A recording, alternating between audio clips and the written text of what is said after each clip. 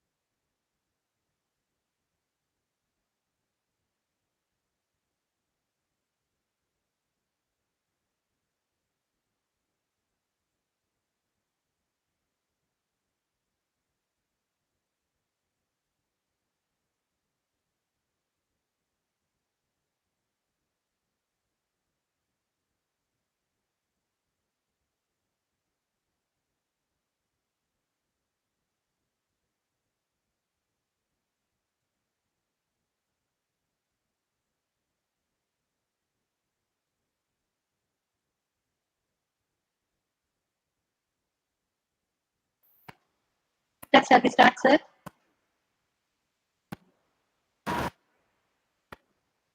Sir? We shall start, ma'am. Okay, sir.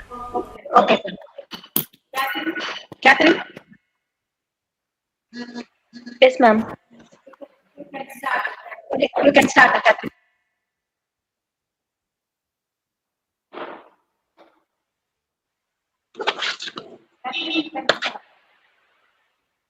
Yes, ma'am. You only live Catherine, once. start. But, ma'am, is my voice clear, ma'am?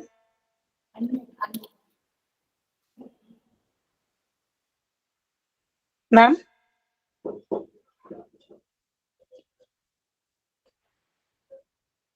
Excuse me, ma'am. Start, Catherine. Start, Yes, ma'am. Catherine. You only live once. But if you do it once, it's enough. A very good afternoon to everyone present. On this beautiful day, all of us have gathered here for the first meet of Bibliophile Club. It gives me immense pleasure to welcome each and everyone who have joined us today. Prayer is not asking. Prayer is putting oneself in the hands of God. To invoke the blessings of God, let me request Mr. Tony to do the prayer.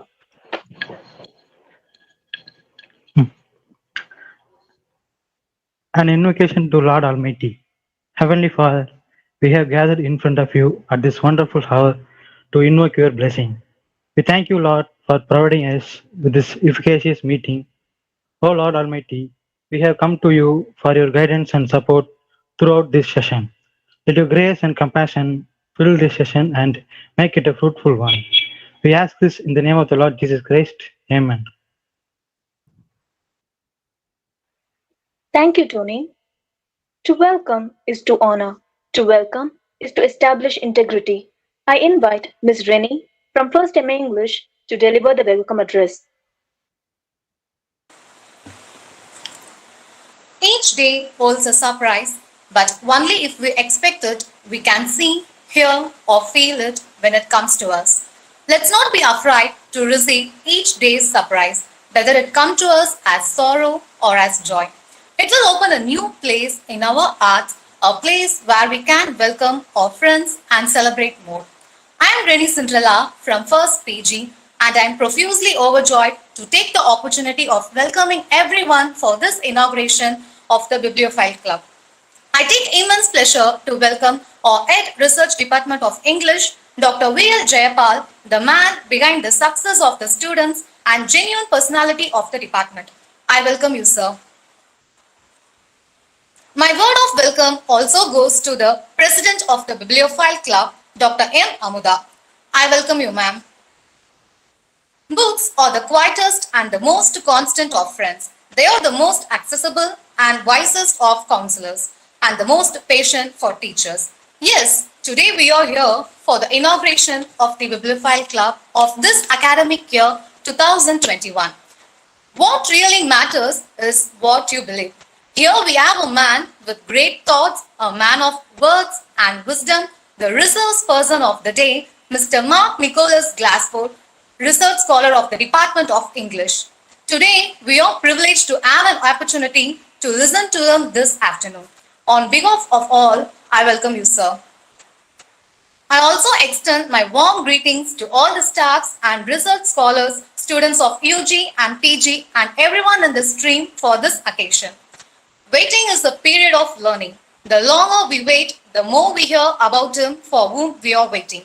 Here we are to listen and to learn the new perspective from our today's guest on the topic Dave Brown's origin. I once again welcome you all for this inauguration of the club. I conclude my welcome note by the wonderful lines of Jumba Lagari. That's the thing about books, they let you travel without moving your feet. So let's read a lot and travel a lot with great minds and wisdom. I stop here with a gentle pause. Thank you, Rennie. It is not the titles that honor men, but men that honor titles. And one such man is a HOD. Now, I would like to invite Dr. V.L. Jaipal, Head, Research Department of English, to felicitate the gathering.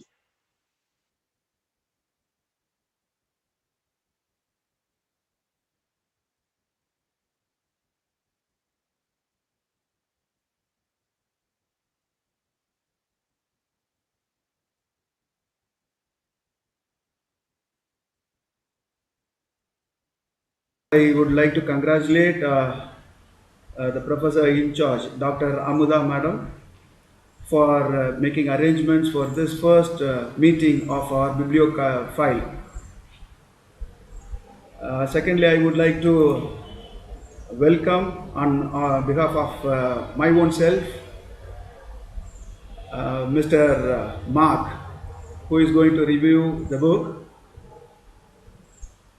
And there is a saying, today a reader, tomorrow a leader.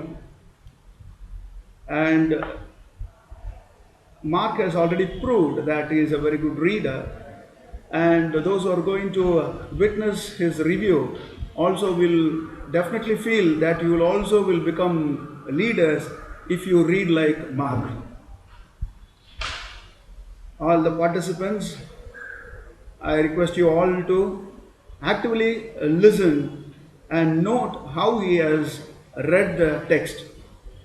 It will be really a very fruitful journey for you all, and definitely it will help you a lot to develop your academic skills, and particularly for those who are doing research and those who are getting ready to get into research.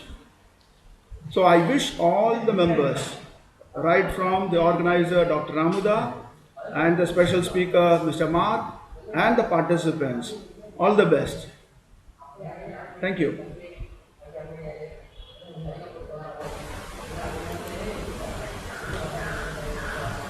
Thank you, sir. Every thought you produce, anything you say, any action you do bears your signature. I now invite Mr. Chris Alvin of 2nd MA English to introduce our resource person, Mr. Mark Nicholas Glasford. A very good afternoon to one and all gathered here. It's an immense pleasure for me to introduce the resource person of the day, Mr. Mark Nicholas Glasford, who is a research scholar at St. Joseph's College, Trichy. Of course, Mr. Mark is not a stranger. He's a very familiar, a well-known face, not only to our department, but for the whole college. Of course, he did his UG and PG in our college. He also won the university gold medalist.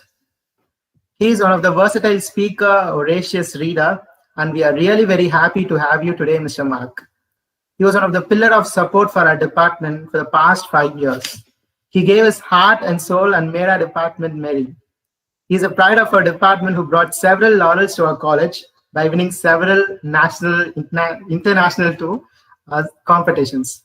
He was the executive director for our play Romeo and Juliet, which was staged by our drama club. Similarly, he also completed several MOOC courses, and he has also successfully completed his CELTA, which is offered by the University of Cambridge. Presently, he is doing his PhD under the guidance of my MA project guide, Dr. J. John Lovejoy, sir.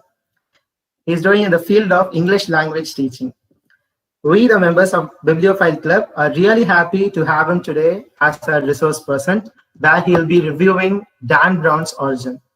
And personally, I'm very happy and delighted to have your presence, Mr. Mark. Welcome, my dearest brother.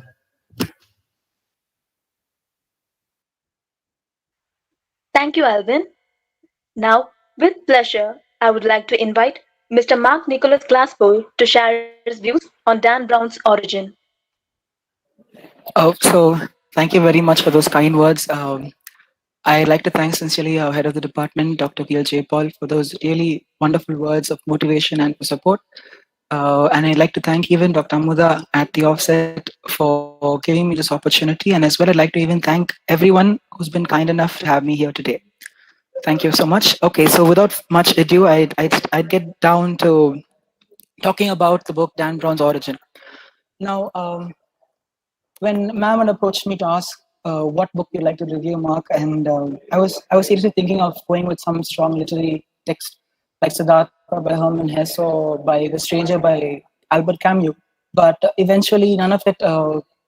I didn't feel as much uh, connected to any of those books as I had been with Dan Brown, the author himself. I had read several of his books, The Da Vinci Code, The Lost Symbol, and my current favorite, Origin. And it is just a gripping read. And the biggest reason why I would start off with giving this review of Dan Brown's Origin is because eventually you as literature students, you're definitely going to read Hermann Hesse and Goethe and Milton and Shakespeare, but you are not going to have the chance of ever getting into pulp fiction and feeling what it is to be one with a person who actually travels with birds and brings out a very literary adventure to you. Now, before I get down into the actual aspects of Dan Brown's Origin, I'd like to start off with stating that when it comes to books, okay, when it comes to books, reading is a sort of reading should give you a sort of a hangover, like when you begin to have a drink or something of that sort. But it's the same thing with books. You should have a literary hangover with that, and that's something I actually found with Dan Brown's Origin. Now, when it comes to Dan Brown, you should know that Dan Brown, the man himself, is a very, very versatile writer. And I do hope you've seen Indiana Jones, and I do know that you even watched the Librarian series of movies which came out on that. Dan Brown manages to bring that sort of a sort of a literary quest of an adventure, wherein you have the cementician Langdon for various artifacts, and eventually it's just worth the quest, just worth the read. You know, you have about nearly 537 pages, and it takes you over 4 days, but eventually the wait is worth it. So when going into Dan Brown, you see Dan Brown is an American author. He had received critical acclaim after the publication of his book, The Da Vinci Code. But what most people tend to forget is that Dan Brown himself has stated that most of his work has always been a work of fiction. If you open most of his books, if you open the book, and if you go to before the preface, you have a particular note wherein it will say all these works, all the places mentioned, the people mentioned, or any of the other characters in the book are true, but the story is not. So the best thing about Dan Brown is that he tends to place the story in reality, while the actual framework or the needle of a story is actually an illusion. So therefore, you tend to realize that he's basing his dream in reality, and that's what makes his read so believable, so convincing to actually continue on with the reading. And when it comes to Dan Brown has actually created a sort of a space for this character Robert Langdon, and which was immortalized by Tom Hanks in the movies Angels and Demons and The Da Vinci Code. So if you see Dan Brown, I would say definitely that he's one of the best writers of our age, except the fact that his books have not been accepted in the modern literary canon yet. Like He is regarded along with Chetan Bhagat and the other writers of pulp fiction that his works are not classical enough or does not have much literary value. But if you ask me, I would say it doesn't matter at all. It'll take another 10 years for him to become famous and all of that. So, apart from the aspects of the author, you do have the very crux or the very moral fabric of the entire story, which lies in these two sentences. Where did we come from and where are we going? So, this question actually has been the quest of humankind itself from the beginning itself, because man in his quest for mortality and man in his quest for finding out where he came from or where he's going, he's created religion, he's created institutions, he's created order, he's created authority, he's created governance, and all of that. But does man really know where he comes from and where he's going? So I just want to leave this afterthought with you because this acts as the very foundation of the entire novel itself. And this very idea of quest, of belonging, of searching, of knowing, of understanding, this quest is the very fundamental aim of human life itself, and which is even portrayed in the novel too. So, before we get to the novel, here we have our great, wonderful, and most handsome hero, Mr. Robert Langdon. You actually note that Robert Langdon happens to be a very old man. He's like he's crossed his 50s, but still he has the body of an athletic person just because he is a trained Olympian swimmer. And he happens to be a Harvard professor associated with semiotics, scientific study of science. But this man, okay, Dan Brown had created this idea or this field of symbology just for the sake of his novels. And Robert Langdon tends to fill that role into it. And Robert Langdon studied at Princeton and he's currently a professor at Harvard. And most of his movies, and sorry, most of his books, along just as how they showed in the movies, most of his books in which he's depicted, it shows him as a person who is the order to that chaos. And so let's just say that he becomes the guide, like he becomes the guide to the chaos, which is exposed at the start of the novel. So this is Robert Langdon in all his finest glory, because Origin portrays Robert sage on his quest for helping out his friends and all of that. So now let's get down to the story. Now I am not going to unravel the entire story for you. I'm not going to just lay the entire story down on the table because it would do the story, the view sort of unravels and what happens in it, but not the conclusion of it. So the story revolves around Edmund Kirch. Okay, so Edmund Kirch happens to be this multi-billionaire who's a futurist and a very famous computer scientist. So he is a staunch atheist, and this guy, okay, at the start of the novel, he's on the way to meet three important people. Okay, a Catholic, a Jew, and a Muslim. They happen to be the three, the Holy Trinity, which according to Dan Brown, he calls them the Holy Trinity, the Holy Trinity of not the Catholic faith, but of world religions. Because if you happen to see, it's Bishop Antonio Valdez Pino, Rabbi Yeshuda Koves, and Syed Al Fadi. So these three people are the covenants, or rather, the people who hold on to the world religions, the Parliament of world religions. Okay, and this guy Edmund Kirsch is on his way to meet them, and he travels to Spain.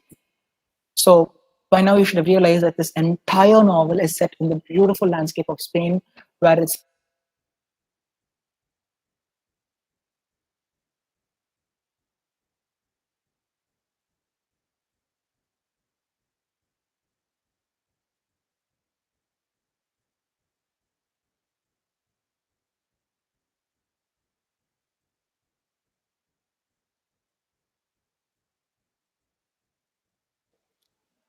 Hello. Can You're audible, Mark. You can start. Okay, okay. Disconnection very evident.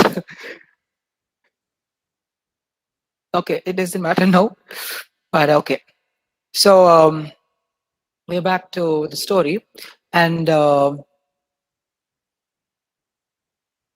so just give me a second. Okay. Yep. So the entire story is set in the Spanish country of Catalonia.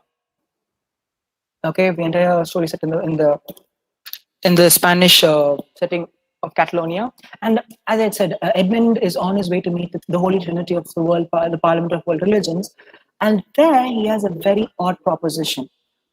He being the futurist that he is, and the great person that he tends to ask them, the bishop, the rabbi, and Syed Al-Fadi.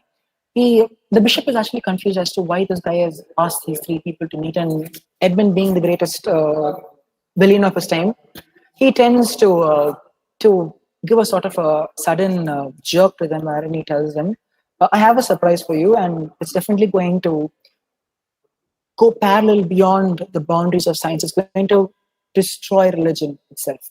So he gave a very apocalyptic um, uh, introduction, or rather an apocalyptic warning to the bishop, the rabbi, and the other Muslim leader, Syed al-Fadi.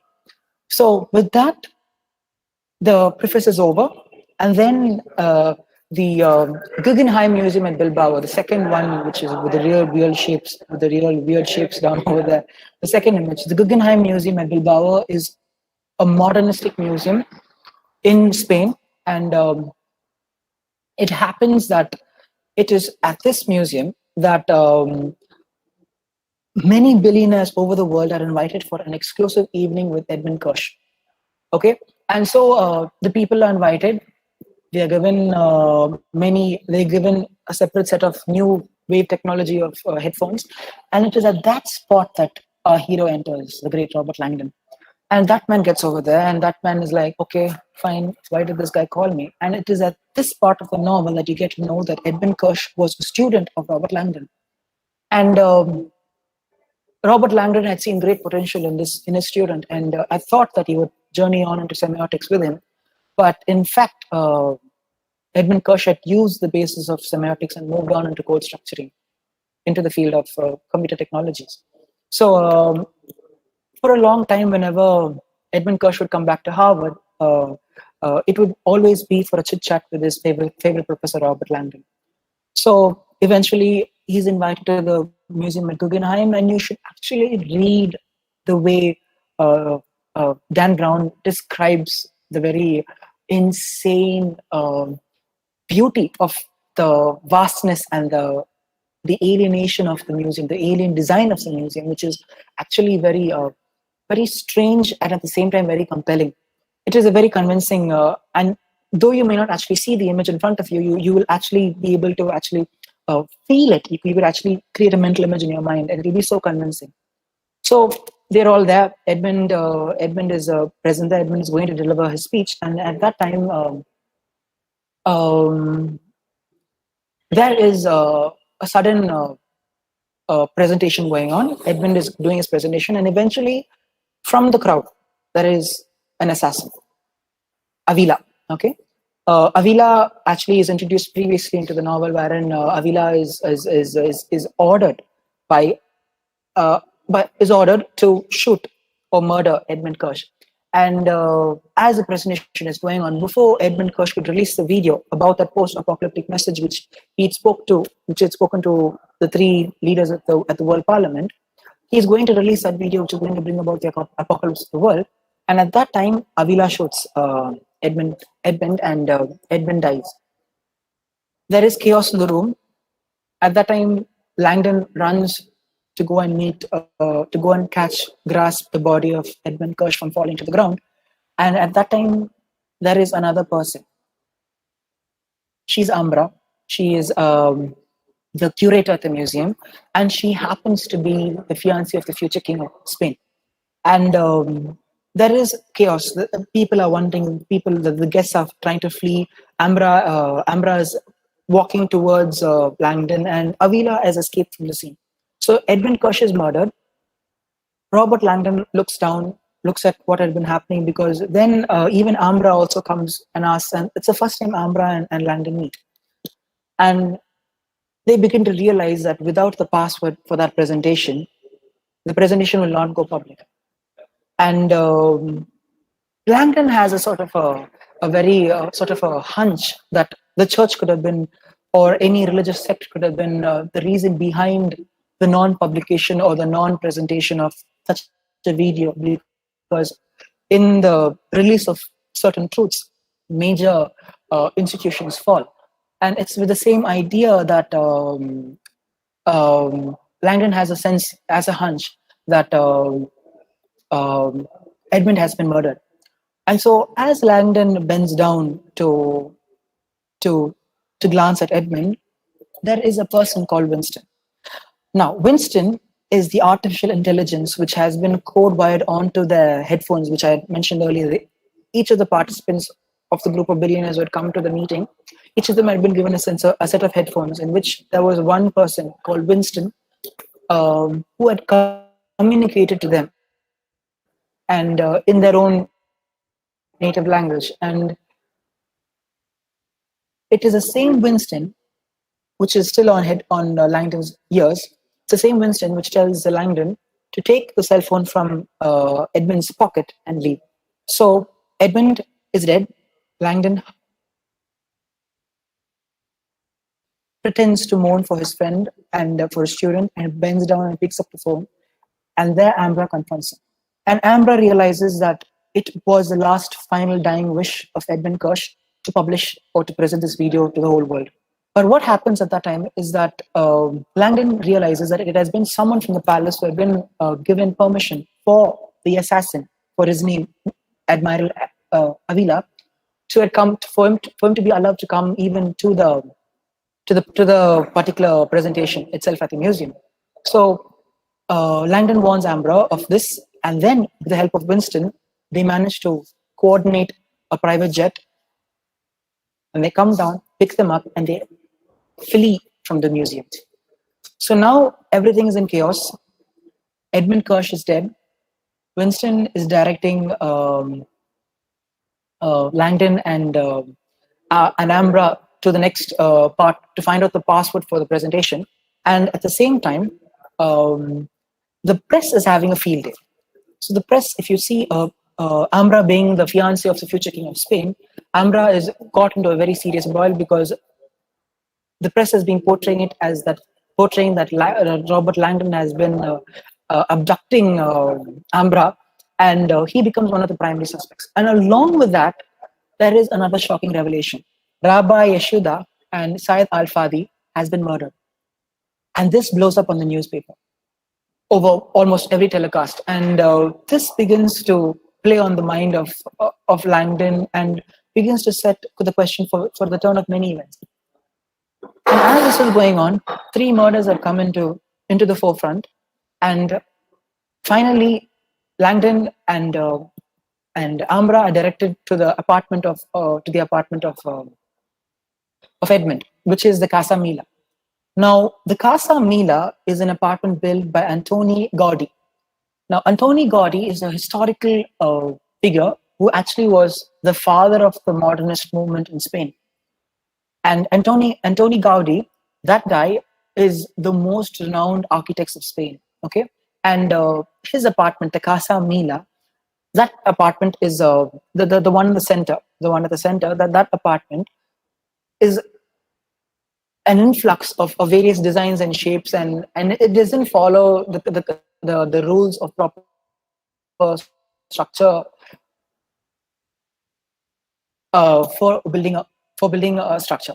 So at that place, Ambra and Langdon, having fled by the private helicopter, they land at Casa Mila, and at that time they stumble upon the guards of Ambra, because Ambra has been chased, having been viewed by surveillance. Ambra is being followed to the Casa Mila, and they are confronted there. And at that point, Langdon and Ambra, they go on to search for clues in Edmund's apartment. So they realize that the password is one sentence long, and they realize that it's about some literary work. So both of them tend to go and search among the library, inside the library of Edmund. And as they're searching for it, uh, Langdon stumbles upon Nisha as well as this guy, William Blake. Now, as he's left perplexed between these two poets and this author, he realizes that William Blake is one of the prophetic poets. And as he stumbles across the room to find for the entire collection of William Blake's poetry, he takes down a box and opens it, only to be shocked that there's nothing inside except a slip of paper, which states that the book has been donated to the Sagrada Familia, the cathedral at Barcelona, the capital of Spain. So then they have to move on to the next, having got the clue that the book is at this particular location, the Sagrada Familia, which is the top corner on the top right. So they managed to go along with the guards of Ambra having been the fiancée of the fiancée of the King of Spain. So as they go there, Avila, the assassin who killed Edmund Kirch, is given notification. He's notified by a person called the regent to go behind them. So as as Langdon and as Ambra are going through to the Sagrada Familia, they go there and they meet Father Bina, Father Bina, and it is at that point that they go to search for the novel. The book of it's called The Four Sozas by William Blake, and it's about a collection of poetry, prophetic poetry. So as they're on their way to find that particular book in the particular part of the building, they are being chased by Avila. And as they're being chased by Avila, Langdon hurts himself seriously, but somehow escapes as Avila trips from the spiral staircase and falls to his death. Having seen all that, Ambra asks Langdon to just relax for now. She tells him, don't go further, just stop. We'll somehow get it. But Langdon pushes her, saying that there's not much time. We have to finish the presentation soon. And so they move forward further. They go to the central part of the cathedral and they find a light source under which they find the words and the last line. And the last line clearly states, the dark religions are departed and sweet science reigns. So that's the key to the password. The dark religions are departed and sweet science reigns. This line is from Blake's poem, The Four Zozas, and written in the 18th century, the close of the 18th century and the start of the 19th century. And having got the password, they begin to locate the area for that particular supercomputer. So at that point in the basilica, while Langdon is fleeing from Avila, the particular cell phone which Langdon robs from Edmund, and which is the only way Winston and Langdon remain connected, that falls from the staircase and that breaks. So what's left is just images and certain clues by which both Ambra and Langdon have to work together to decide where the location is. And having found that location, they go there and they eventually discover that the supercomputer is located in an old church. Quite ironic, but eventually they go there. At first, they type in the password. The password does not go by. It gets failed because the caps lock is on, and then they retry it again. And then the password goes through, and then the presentation starts. And they finish it within the stipulated time given by Edmund. And in the video, there is a huge declaration that the earth was not formed by some supernatural force, which we humans tend to term as God, but by abiogenesis. Abiogenesis is a theory in which the earth was formed from matter. How dust particles with moisture in it, how they evolved to become the amoeba and later dinosaurs and all of us. So the abiogenesis becomes, in this novel, the abiogenesis is proved as the exact way the humans came to be. And he even states in the video, Edmund, who was now dead, Edmund in the video even states that um, that in the next 50 years, humans will embrace technology and evolution will go on from there. There'll be no God, there'll be no faith, and there'll be no religion. And with that, I just the video just stops, and then everything, the people, the entire world is left to chaos. The entire world is left bewildered, in bewilderment, thinking, what are we to do after this? Where do we go from here after this? And Langdon realizes that there is something more to this. There is something more to this. And eventually, once the video is released, Langdon says goodbye to Ambra. Ambra, who goes and approaches um, her fiance, the future king of Spain, Julian. She goes and approaches him, talks to him, gets things in order, tells him what had happened the whole time.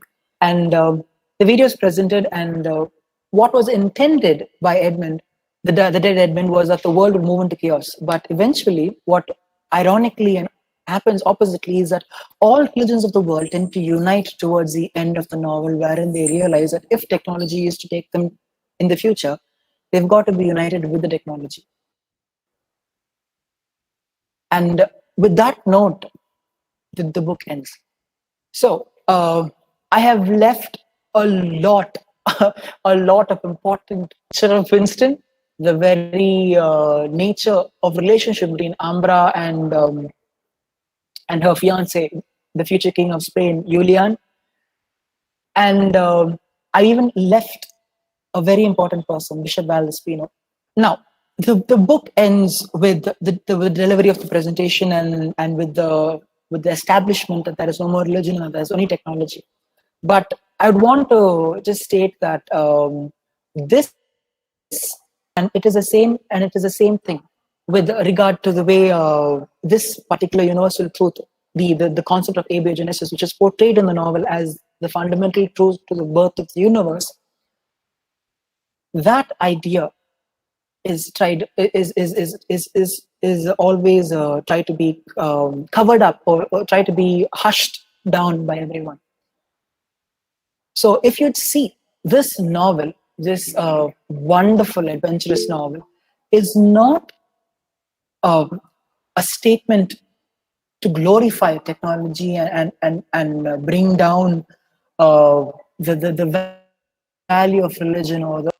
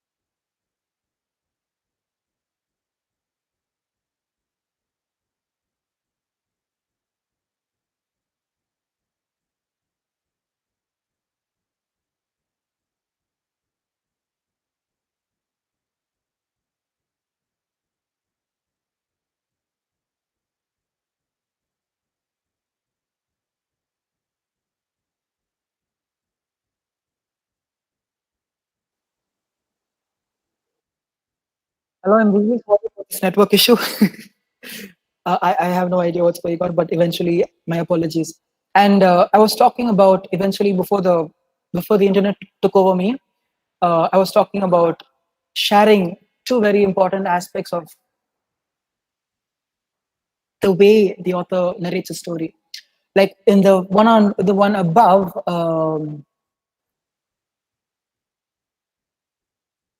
in the one above, Dan Brown describes the Guggenheim Museum at Bilbao.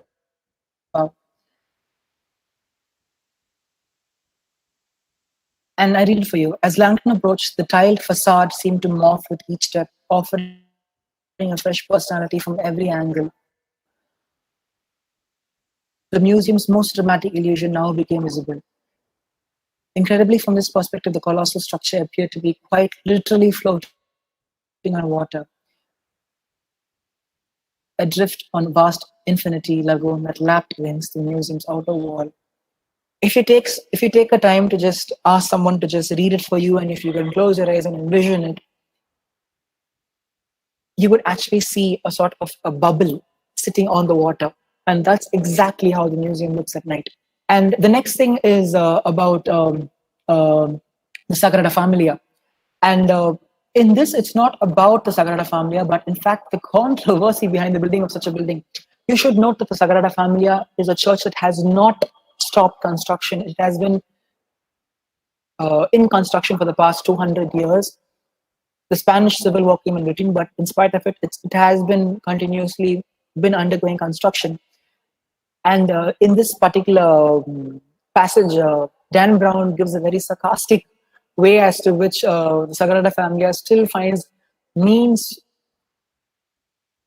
to build, still finds the finances and the support to build the church in spite of Spain going through recession and people losing their jobs. So in this passage, it clearly states its aesthetics are strange, its finances are even stranger. Funded entirely by private donations, Sagrada Familia receives no financial support whatsoever from the Vatican or the World Catholic Commission. Despite periods of near bankruptcy and work stoppages, this church exhibits an almost Darwinian will to survive,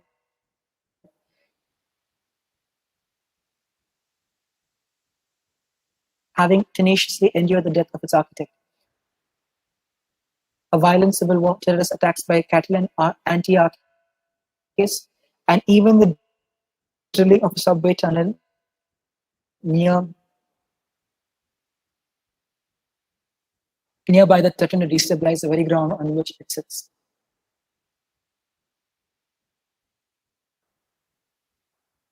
So if you see Dan Brown as a narrator and as an author has done a rather phenomenal job in trying to portray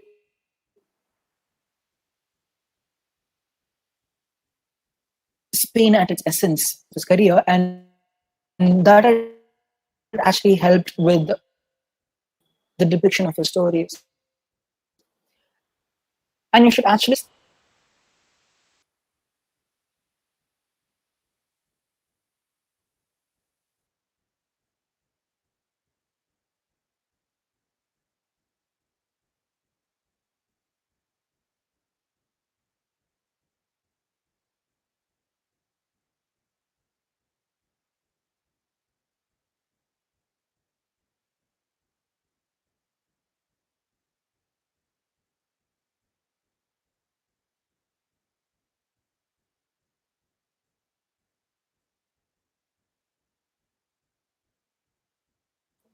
okay. And now at this point of time, I think my laptop's having some sort of a demon problem. Something's wrong with it. I think a ghost is haunting my laptop, and I'm not able to complete my presentation fully. But apologies again. And as I was talking about it, if you see Dan Brown and the way he presents his novels and the way he brings out his narratives, you tend to have a very realistic affinity to the story, but the realism is actually grounded in the illusion, and you actually tend to be so captivated by the way he brings in the plot and everything, which is why, as I said earlier, the directors and the producers of the movies do a lot of great disservice to the story itself, because Robert Langdon happens to be that magical individual who happens to know the symbols of the universe and eventually deciphers the world as we know it. So, and the beauty of Dan Brown is that he tends to unlock very, very simple, trivial secrets that are literally beneath our noses. And once you actually read through it and go through and you realize, oh, I haven't thought of it that way. And it's the same thing with the novels and the books which go along with it. So Dan Brown is a revelation. Dan Brown should be regarded among the literary greats. And to be really honest, all you've got to do is just spend a little time and just enjoy the read. So with regard to this, I think I shall stop my presentation right now. And I just hope that I've given you an outside layering. I know the story is really complex. I know I have, in a way, confused you with the story, but that's exactly how Dan Brown is. He confuses you to enlighten you. So that's exactly what Dan Brown does. But I know I would have. I just hope that I would have given you sort of a push to read the book for yourselves, as I have found a lot of interest in the book and the author himself. So. Thank you so much for this presentation, and I'd like to thank Dr. Amuda for this wonderful opportunity. And thank you, VLJ Paul, head of the. I'd like to thank you, sir, for everything.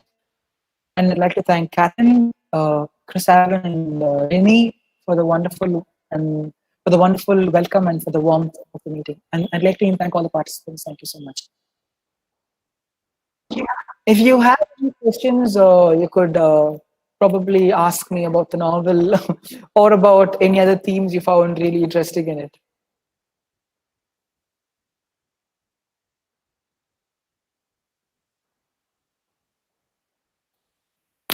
I would like to repeat, if you have any doubts about the novel, I know I've thoroughly confused you, but I just hope that if you want to talk about anything with regard to the novel or about Dan Brown or about even if any of his previous works, I'd love to share some ideas with you.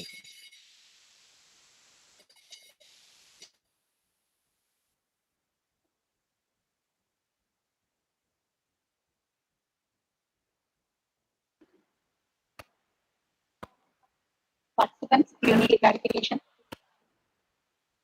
you can freely ask them. Participants.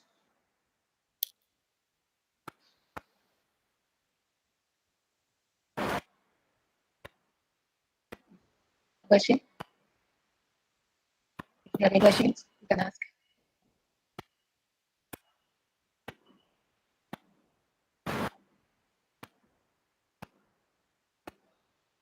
And there is a kind request, participants, you are asked to click the attendance link that is appearing in the chat box. It's very important. You all have to fill in the attendance form, which is appearable. It is appearing in the chat box.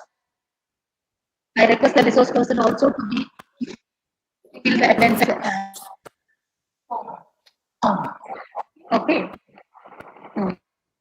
Now, Catherine, if there is a question, you can say.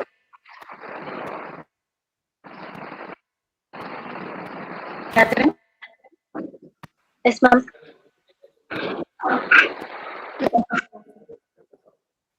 Sorry, ma'am, your voice is breaking. You can talk, Catherine.